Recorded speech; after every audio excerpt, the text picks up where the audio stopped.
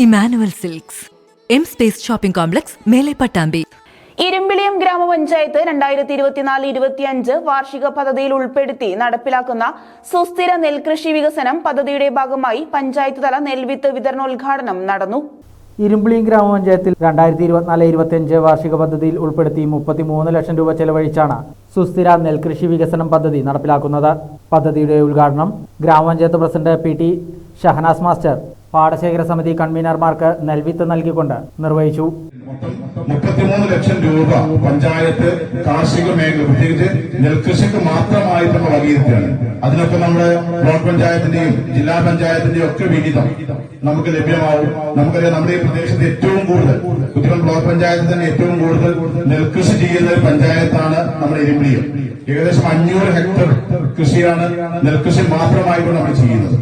അതിന്റെയൊക്കെ അടിസ്ഥാനത്തിൽ നമ്മൾ കൃത്യമായ പ്ലാനിങ്ങോട് കൂടി തന്നെയാണ് നെൽകർഷകർക്ക് ഏതെല്ലാം രീതിയിൽ നമുക്ക് ഉപകാരപ്രദം ആവാൻ പറ്റുന്ന രീതിയിൽ ഫണ്ടുകൾ വെക്കാം.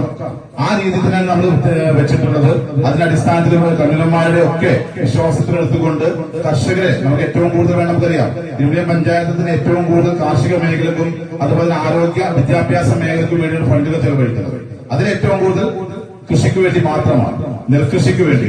ഏതായാലും നമ്മൾ നിങ്ങളുടെ എല്ലാവരുടെയും സഹകരണം, നമുക്കറിയാം, ഒരു കൃഷി ഇല്ല എന്നുണ്ടെങ്കിൽ നമുക്ക് ജീവിതം മുന്നോട്ട് പോകാൻ കഴിയില്ല.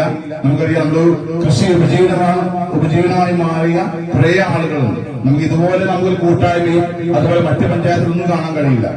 ഗ്രാമപഞ്ചായത്ത് വൈസ് പ്രസിഡന്റ് ഫസീല ടീച്ചർ അധ്യക്ഷയായിരുന്നു. കൃഷി ഓഫീസർ അരുണിമ പദ്ധതി വിശദീകരണം നടത്തി.